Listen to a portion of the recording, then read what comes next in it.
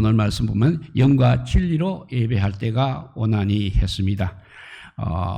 예배는 우리 신약과 구약에 조금 차이가 있습니다만 본질적 의미는 같습니다. 먼저 구약의 예배입니다. 구약의 예배는 봉사와 섬김의 서비스라는 의미의 예배라는 단어가 있습니다.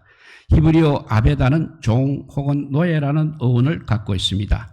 예배를 섬기기 위해서는 종이라는 자기 의식이 있어야 하는 것입니다. 낮추어진 자기 의식이 있어야 섬기는 위치에 갈 수 있는 것입니다. 계급사에서의 개념이 아닙니다. 종과 친절한 주인과의 관계를 합축한 것입니다. 종과 주인의 연합한 관계는 특권과 영광의 관계를 말하고 있습니다. 다윗 역시 자신을 하나님의 종이라고 그렇게 칭했습니다. 그것은 비하한 것이 아닙니다. 주인에게 순복하고 밀착되어 얼굴만 봐도 알 수 있을 정도로 밀착된 관계를 원하는 마음이 있는 것입니다. 따라서 우리 주님의 성품과 뜻을 알고 올바로 섬기기 위해서 우리는 이렇게 종이라고 표현을 하고 있는 것입니다. 그런데 신약의 예배는 보면 엎드려 부복하다는 뜻으로 겸손한 자세를 나타내고 있습니다. 하나님께 봉사하는 예배 자리에 우리가 서기 위해서는 우리의 생각이라든지 우리의 의지를 이제 주님 앞에 다 내려놓고 순복해야 하는 것입니다. 예수님과 함께 죽고 예수님과 함께 살아서 하나님이 나를 통해서 일하시도록 하는 것입니다. 예배란 헬라어로 프로스크네오라고 합니다. 그 정확한 개념은 존경을 나타내다 최상의 가치를 돌리다는 뜻의 영어로 말하면 워십이 되겠습니다. 즉 우리가 하나님께 예배를 드린다는 것은 바로 우리 하나님께 우리가 존경을 나타내는 경건과 의식을 뜻합니다. 그리고 최상의 가치를 하나님께 돌린다는 것을 의미하는 것이 예배입니다. 두 번째는 오늘 말씀에 보면 논란이 되고 있는 예배의 장소입니다. 오늘 19장 요한복음 4장 19절에서 20절에 이렇게 기록되어 있습니다. 그것을 순 한글로 읽어보면 여자가 말하였다. 선생님이야말로 우리가 기다리는 예언자이십니다. 그러니 말씀해 주십시오. 우리 조상들은 이 그리심산에서 예배를 드리는데 왜 유대 사람들은 예루살렘이 유일한 예배 장소라고 주장하고 있습니까? 했습니다. 사마리아 사람들은 예배 장소를 그리심산에서 드려도 된다고 하였고 유대인과 예루살렘 사람들은 오직 성전, 예루살렘 성전에서만 예배를 드려야 한다고 하므로 여인은 예수님께 이렇게 예배 장소에 대해서 질문을 하고 있는 것입니다. 이것은 사마리아 사람들과 유대인들과의 다툼의 문제이기도 한 것입니다. 예수님과 여인의 대화를 얼핏 보게 되면 동문서답하는 것처럼 보이지만 예수님의 답변은 누구의 편도 아닌 가장 핵심되는 답변이 바로 오늘 본문의 21절에서 24절입니다. 하나님께서 축복을 빌도록 하신 그림산이 옳은 것입니까? 그리심산은 사마리아 지방의 중심지입니다. 예루살렘에서 정북쪽으로 약 50km쯤 떨어져 있습니다. 모세는 이 그리심산을 축복을 비는 산, 그리고 그 옆에 있는 에발산을 저주를 비는 산으로 불렀습니다. 후에 여호수아는 모세의 명대로 그리심산과 에발산에 각 지파를 나누어 세우고 축복과 저주의 말씀을 낭독하였습니다. 그러면 예루살렘이 오는 것입니까? 또 이것은 예루살렘은 다윗 때부터 이스라엘의 수도이며 성전이 있는 곳입니다. 성경에 기록된 이 말씀에 대하여 여인은 예수님께 물었습니다. 그러나 예수님은 여기도 아니고 예루살렘도 아닌 곳에서 아버지께 예배 드릴 때가 온다고 하셨습니다.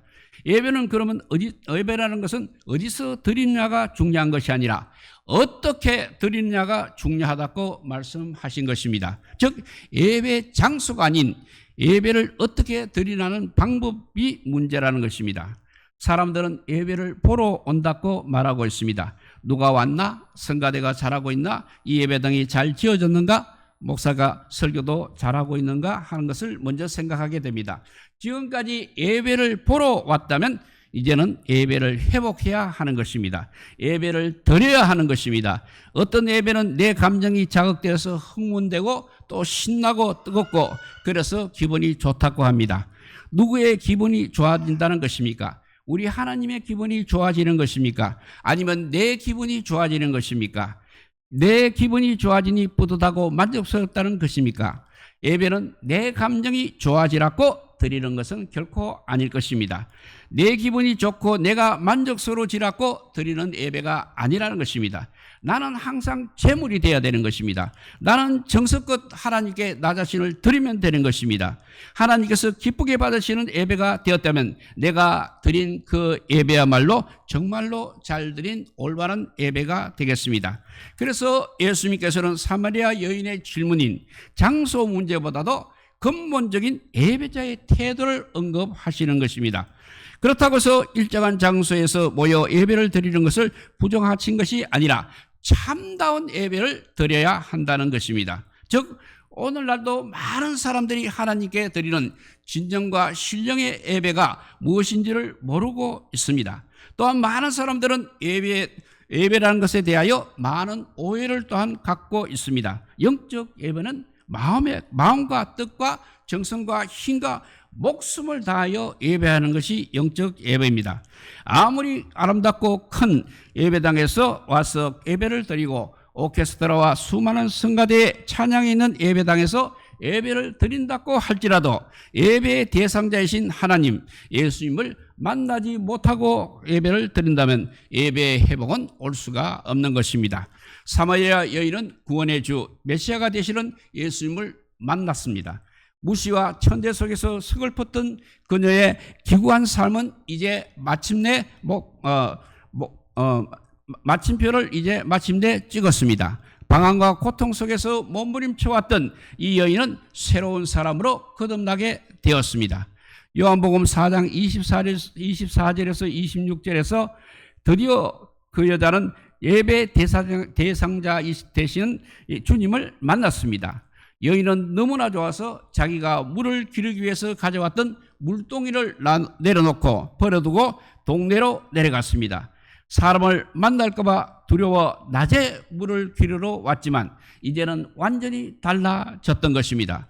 남이 자기를 무시하는 것은 이제 어떤 문제도 되지 않았습니다. 오히려 동네에 들어가서 외쳤습니다. 같은 예배에도 어떤 사람은 주님을 만나는 이런 간격 속에서 예배를 드립니다. 반대로 어떤 사람은 맹숭맹숭 딴 생각하다가 씁쓸하게 예배당을 떠나게 됩니다. 자유로운 환경에서 주일마다 예배를 드릴 수 있는 우리는 고난 속에서 목숨을 걸고 간격적으로 예배드리는 성도들이 있다는 사실에 대해서 어떤 느낌을 가지고 계십니까? 다른 종교의 신전을 보게 되면 이슬람교 사원이나 불교의 법당이라든지 로마교의 성당은 건물이나 장소에 대한 의미를 매우 크게 부여하고 있습니다. 오늘날 개신교 역시 교회 건물의 꾸밈, 유리창이라든지 값비싼 오르간, 내부 장식에 많은 관심을 가지고 있습니다. 이것은 과연 무엇을 말하고 있는 것입니까? 로마서 12장 1절에서 2절 말씀입니다. 사랑하는 형제들이여 여러분께 부탁합니다. 여러분의 몸을 거룩하게 하여 하나님께서 기뻐 받으실 산 제물로 드리십시오. 이것이 진정한 예배입니다. 여러분은 이 세상 사람들의 행동이나 관습을 본받지 마십시오. 그보다는 생각이나 행동으로 새로워져서 딴 사람이 되십시오 라고 했습니다. 영으로 드리는 예배는 정성을 다하지 않은 예배가 아닙니다. 대강 드리는 예배도 아닙니다. 헌신이 없는 예배도 아닙니다. 무엇보다도 자기 중심적인 예배를 받지 않으십니다. 특별히 예배자의 자세는 항상 진정으로 드려야 하는 것입니다.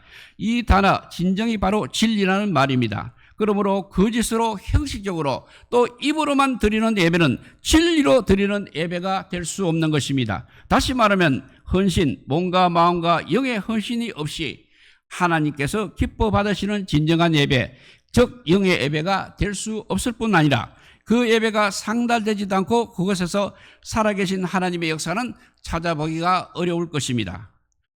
가인과 아벨의 제사를 비롯하여서 하나님께 대한 사람들의 제사는 출애굽 당시에 희생 제사를 드리는 것을 중심으로 히브리 종교의 중요한 예배 양식이 되어서 오늘날까지 이루고 있습니다. 영적 예배라는 개념은 선지자, 특히 에레미야나 미가 선지자에 의해 개성 발전되었습니다. 이것은 제사 의식인 희생 제사 예배와는 대립하여 유대 종교의 주류를 이루고 있는 것입니다. 그러나 제2적 예배는 AD 70년 예루살렘이 로마에서 완전 붕괴되기 전까지 지속이 그렇게 되었습니다. 이러한 예배 의식은 예수 그리스도께서 이 땅에 오셔서 성도들의 내적 요소, 즉 본질적 요소에 신앙의 우위를 두시고 영적 예배의 중요성을 부각시켰던 것입니다. 이러한 하나님께 대한 영적 예배들은 이제 사도시대에 와서 외적인 관습이나 형식보다는 내적인 신앙이 더 강조되었습니다. 영적 예배는 언제 어디서 어떻게 드려지는 자가 문제가 아니라 예배하는 자가 과연 영과 진리로 예배하는가 하는 것에 달려있는 것입니다. 교회는 무언가를 받기 위해서 오르는 것이 아닙니다. 먼저 드리러 오는 것이어야 하는 것입니다. 예루살렘 성전이 세워진 것을 보면 이 사실은 너무나 분명해집니다. 솔로몬은 성전 장소를 백반으로 찾던 중에 다윗이 범죄한 후에 제단을 쌓았던 오르난의 타작마당으로 선택하였습니다. 자신의 잘못으로 인해서 7만 명의 사람들이, 무고한 백성들이 전염병으로 죽어갈 때 다윗은 그 타작마당에서 번제와 화목제와 제사를 하나님께 드리게 됩니다. 제사를 드릴 때 비로소 재앙이 그쳤습니다. 그런데 그 장소는 일찍이 아브라함이 독자 이삭을 번제로 하나님께 바치려 했던 곳입니다. 아브라함은 사흘 길도 말도 않고 그곳으로 갔습니다. 이삭도 순수한 자신을 희생 제물로 드렸습니다. 하나님께서도 어린 양을 준비해 놓고 계셨으며 축복을 내려 주셨습니다.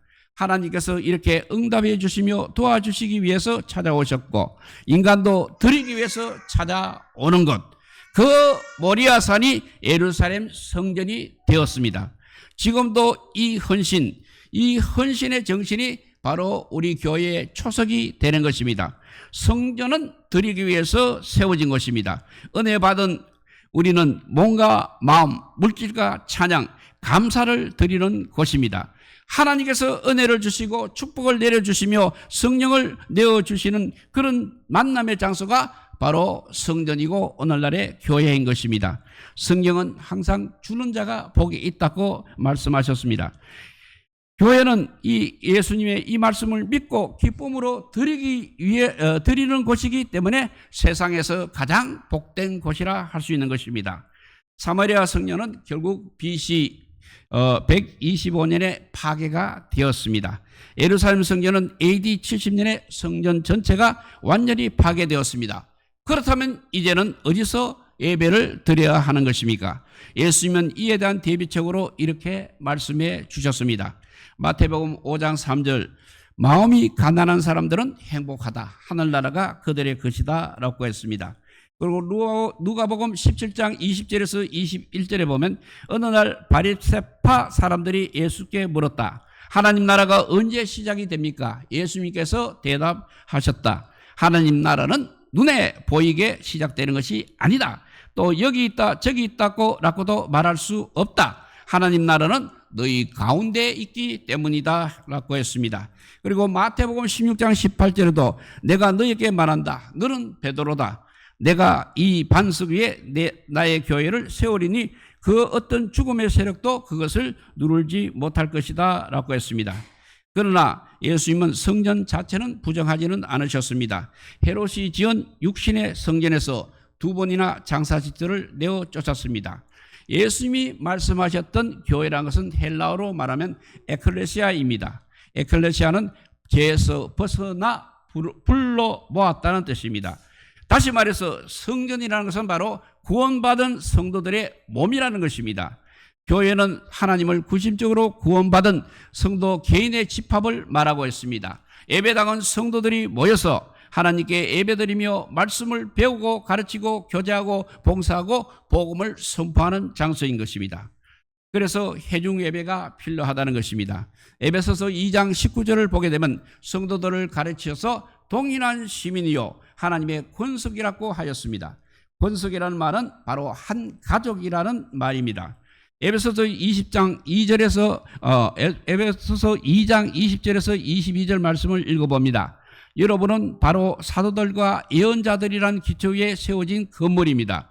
그리고 이 건물의 머릿돌은 그리스도 예수이십니다.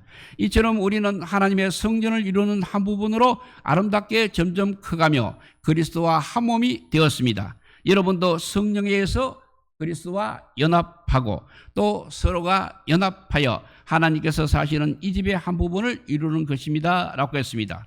이렇게 성도는 혈련으로 연결되어 있는 것입니다. 집단적으로 하나의 거대한 성전인 것입니다. 이처럼 성경은 우리를 가리켜 성전이요 하나님의 집이라고 말씀하셨습니다.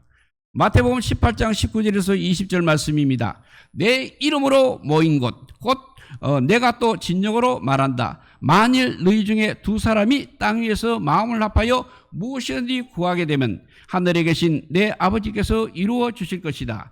두세 사람이 내 이름으로 모인 곳에는 나도 그들과 함께 있기 때문이다 라고 했습니다. 그러므로 하나님께서 원하시는 그리고 하나님께서 받으시는 예배를 드리려면 성도는 먼저 모이기를 힘써야 하는 것입니다.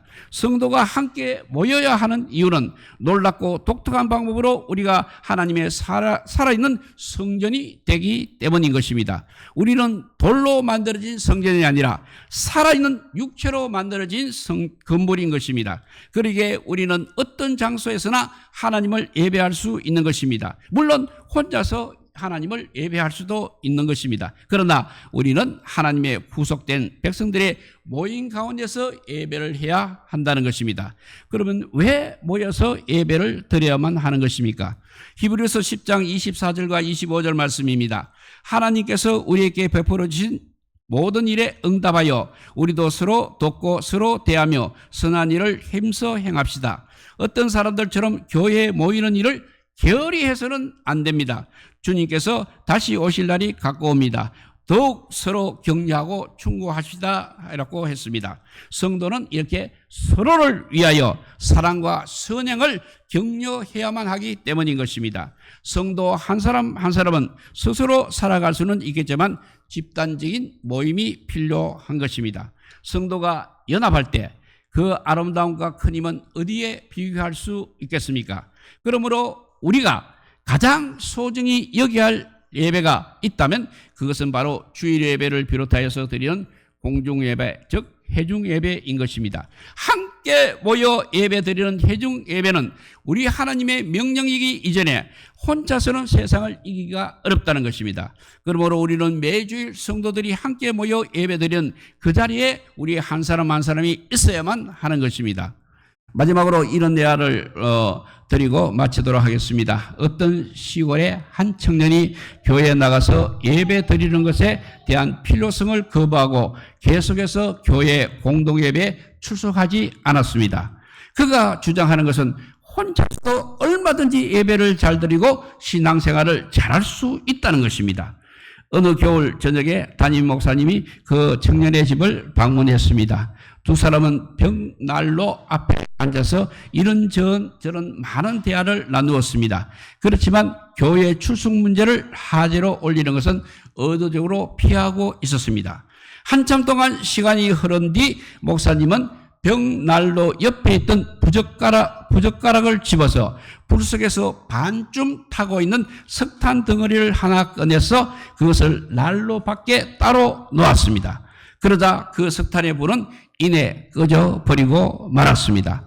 벽난로 속에 있는 석탄 덩어리들은 여전히 붉은 빛을 내면서 활활 타고 있었습니다. 꺼낸 석탄을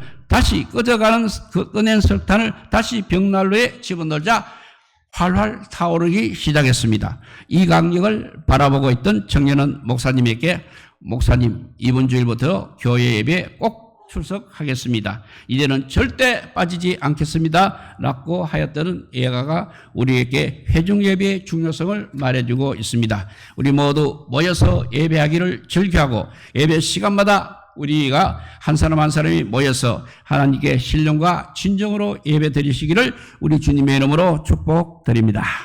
기도하겠습니다. 사랑의 하나님 감사합니다. 주님께서 주님의 몸인 성전 교회당을 이렇게 우리에게 허락하여 주시고 예배 드리게 하여 주심을 감사드립니다. 정말 마지막 때 우리 한 사람의 힘으로는 너무나 부족합니다. 이제 성도들이 힘을 합하여 신령과 진정으로 예배함으로써 이 어려운 시대를 이겨나가게 하여 주시고 진정한 하나님 나라를 바라보는 우리 믿음이 성장하게 하여 주시옵소서. 예배 때마다 부르짖는 기도가 상달되게 하여 주시고 우리가 어디를 가든지 성령 하나님께서 함께 동행하여 주시고 예배 때마다 성령께서 역사하여 주셔서 우리의 마음이 뜨거워지게 하여 주시기를 간절히 빌고 원하올 때 이 모든 말씀 아무 공로 없으나 우리 구주 예수 그리스도 이름으로 기도드리옵나이다. 아멘. 예, 찬송가 430